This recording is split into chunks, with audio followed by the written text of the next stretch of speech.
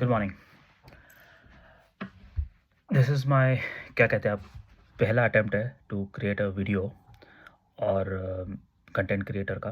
But more importantly जो topic मैं आज डिस्कस कर रहा हूँ वो शायद इसके बारे में वीडियोस होंगे भी और क्योंकि मैंने उस पर सर्च नहीं किया, लेकिन मेरा एक पर्सनल पर्सपेक्टिव इस टॉपिक में डालने वाला हूँ। तो प्लान ऐसा है कि ये जो हमारा चैनल है, will discuss lot of topics जो कि related to health, related to wealth and jobs वगैरह को हम लोग टारगेट करेंगे। और मुख्यतः ये हिंदी में ही होगा। I mean we can always make it in English, लेकिन आइडिया ये है कि it is for I would say sort of everybody, ताकि सब लोग समझ सके इसको। एंड एनीवे सबटाइटल्स तो होते ही है। बट तो आज का जो डिस्कशन वाला टॉपिक है वो हम चाइल्ड हेल्थ के बारे में देखेंगे। सबसे पहली बात तो ये है कि I am not a doctor, professional doctor मैं हूँ नहीं, और इसलिए डिस्क्लेमर तो यही है कि जस्ट बिकॉज मैं कुछ कह रहा हूँ इसका मतलब ये नहीं है कि आप इसको मान लें। आपको इसके बारे में खुद भी रिसर्च करना पड़ेगा और उस रिसर्च के बाद ही आप एक किसी कंक्लूजन पे पहुंच सकते हैं। And certain aspects of health अगर आपने देखे होंगे कि बहुत जगह पे आजकल you get lot of advices from lot of channels and influencers कि भाई ये खाने से ये होता है, वो खाने से वो होता है, इसके लिए ये अच्छा होता है वगैरह वगैरह। And therefore not every time there is a medical evidence but there is a cultural evidence. और कई बार वो कल्चरल एविडेंस सच सच भी होता है। And then also you have counter for this कि कोई कोई आके प्रूव करता है कि भैया कल्चरल एविडेंस गलत है वगैरह वगैरह। तो इस झमेले में हम नहीं पढ़ने वाले। What we are trying to going to take topics जहाँ पे एलोपैथी साइंस ने ज़्यादा रिसर्च किया नहीं है, या उनका रिसर्च इनकम्प्लीट है। इनकम्प्लीट तो नहीं कह सकते, मतलब they are in process of researching, क्योंकि कई बार ऐसे होते हैं कि कोई सारे चीज़ें होती हैं जिनको आप एक तरह से डिफाइन नहीं कर पाते, और इसलिए उस चीज़ों को बाकी सारे स्यूडो साइंस जैसे लोग कहते हैं वो उठा लेते हैं और फिर कहते हैं कि भाई इससे ये ले लो आप ठीक हो जाओगे। And more of the times it causes more damage than the benefit. And therefore awareness is important.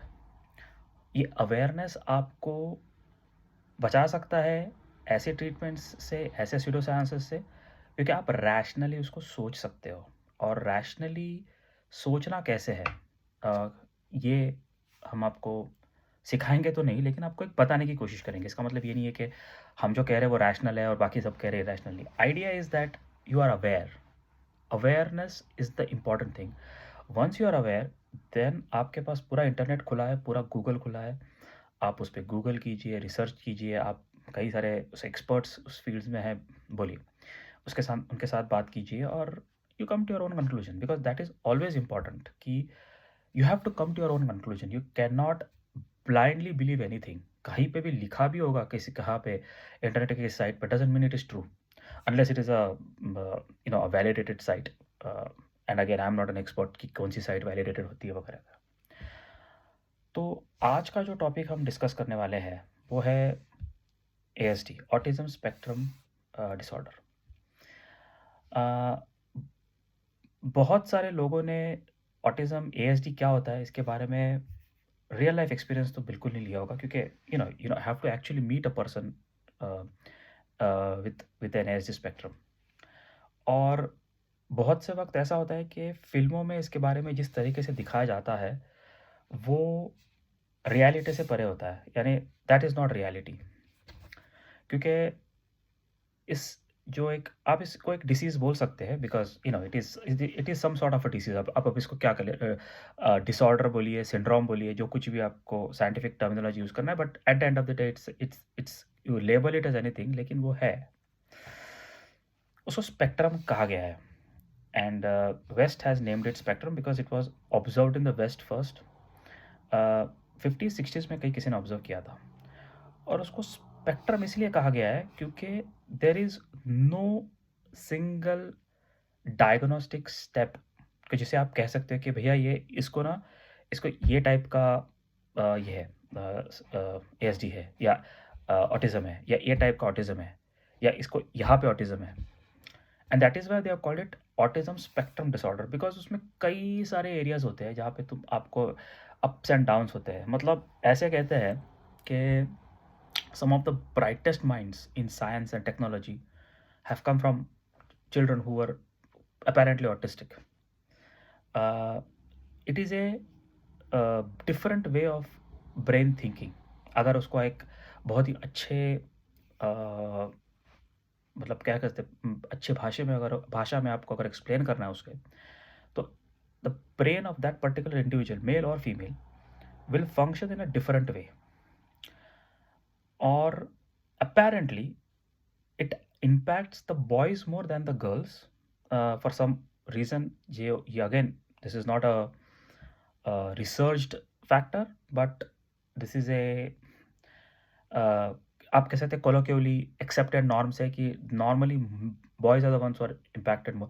उसका कोई किसी ने लॉजिक बोला था कि कोई क्रोमोसोम का कुछ होता है बट आई डोंट नो मैं जो मुझे अभी याद भी नहीं है वो और मैं I don't know why it is that way क्योंकि उसका लॉजिकल एस्पेक्ट मुझे समझ में नहीं आया तो अब मैं आपको बताने में कोई पॉइंट नहीं है बट देखा जाता है कि मोस्टली बॉयज़ आर ज़्यादा इम्पैक्ट होते हैं और जैसे मैंने कहा था कि फ़िल्मों में इसके बारे में जब दिखाया जाता है कोई भी फ़िल्म पकड़ लो आप मैं no names on it that could be one aspect of that spectrum that person could be an aspect but again understand it is very different और apparently ये जो स्पेक्ट्रम है ये जो डिसऑर्डर है ये राइज इन नंबर्स है it is always rising and one of the biggest impact इसका होता है वो है कि चाइल्ड की डेवलपमेंट वो एक तरह से नहीं होती बट अगेन ये भी सेंटेंस गलत है because there are many people who have had difficulties in development and they have in a way they have change they have improved उन पे उनके पेरेंट्स ने काम किया है उनके टीचर्स ने काम किया and they have manage to go to higher education in spite of their difficulties. अगर मैं आपको एक इसका एग्जांपल दूँ तो बेस्ट एग्जांपल होगा कि handicap in golf I think it is called handicap but ऐसे कहते हैं कि अगर एक पार होता है मतलब अगेन पहला है तो रेफरेंसेस थोड़े से आउट ऑफ हेड है बट गोल्फ में क्या होता है कि अगर उनका एक मेजरमेंट होता है कि आप 4 शॉट्स में you can actually hit the ball inside that जो फ्लैग पोस्ट डाला होता है वहाँ पे आप हिट कर सकते हो 4 शॉट्स में लेकिन समझिए ये आपको 5 लग रहे हैं तो I think you are called have handicap of -1 और समथिंग लाइक दैट 1 कुछ कहते हैं उसको। तो उस तरीके का ये सिचुएशन है थोड़ा-सा कि it's a kind of an handicap issue. Handicap in certain abilities cognitive abilities जैसे कि हैंडीकैप फिज़िकल हैंडीकैप होता है वैसे ही इसमें मेंटल हैंडीकैप होता है और that could be different to different people. कुछ लोगों को I think best will dyslexia ये एक बेस्ट एग्जांपल है उसके लिए कि कुछ लोग डिस्लेक्सिक होते हैं लिखने में, कुछ लोग वर्बली डिस्लेक्सिक हो सकते हैं, मतलब वो उल्टा बोल सकते हैं। And I know one child जिसे पि पियानो को पिनायो बोलते थे, राइट? पियानो को पिनायो बोलते थे। उस तरीके से उनका वो प्रोनाउंसिएशन हो जाता है कि उनको वो पियानो नहीं बोलने आता, पिनायो बोल देंगे। Over the time you correct it and it will get corrected. तो these are the kind of small aspects जिसे हम कह सकते हैं। तो आज का जो मैंने जो ये वीडियो बनाया है इसका ऑब्जेक्टिव यही था कि एक टॉपिक को इंट्रोड्यूस करना है और उस टॉपिक्स पे आप डिस्कशन जारी रखेंगे एंड कमेंट सेक्शन में आप डेफिनेटली आपके क्वेश्चंस डालिए। That will definitely be helpful for me के और क्या-क्या आपके कवर कर सकते हैं और we can go on for a length over this discussions and we can do a deep dive के क्या-क्या हो सकते हैं, इंडिविजुअल लोगों के क्वेश्चंस आंसर कर सकते हैं, क्या इसके थेरेपीज़ है, कैसे इसको सॉल्व किया जाए and a lot of things can be discussed but as I said like this is my first video. उम्मीद है आपको नींद नहीं आई होगी। But more importantly it is an awareness video. Maybe it is directed to a very few number of people, uh, or probably parents who are, I mean, couples who are yet to be parents, or parents who are having their children and are facing some development difficulties with their child. How do we diagnose it, वगैरह वगैरह। तो इसके बारे में हम आगे बात करते हैं। Please don't forget to like and subscribe और वो बेल वाली घंटी बजाइए ताकि नेक्स्ट वीडियो आपको मिले। ये श्रृंखला रहेगी और ऑटिज़्म ही नहीं, हम इस चैनल पे बहुत सारे और टॉपिक डिस्कस करेंगे। As I said which are impacting your health and wealth. Job, हालाँकि जॉब और हेल्थ और वेल्थ सेम है और वेल्थ के बारे में जॉब ही है, तो ये तीनों चीज़ एक ही चीज़ है। मतलब व्यवसाय और तबीयत दोनों ठीक रहनी चाहिए। So I wish you all the best. Please don't forget to subscribe the channel और प्लीज़ पुट योर कमेंट्स, और प्लीज़ गुस्सा मत होइए कमेंट्स पे, अपशब्द मत यूज़ कीजिए। कोशिश यही रहेगी कि हम इसे आपके जो क्वेरीज़ हैं उनको सॉल्व करें और हम कुछ सॉल्यूशन दे सकें और इससे आपको हेल्प मिल सके। Ultimately create we can not be the creators, right? तो उसको अल्टीमेटली जैसे कहते हैं ना कि ये कोई जादू की छड़ी नहीं है, but let's work on this. चलो मिलते हैं अगले पॉडकास्ट में।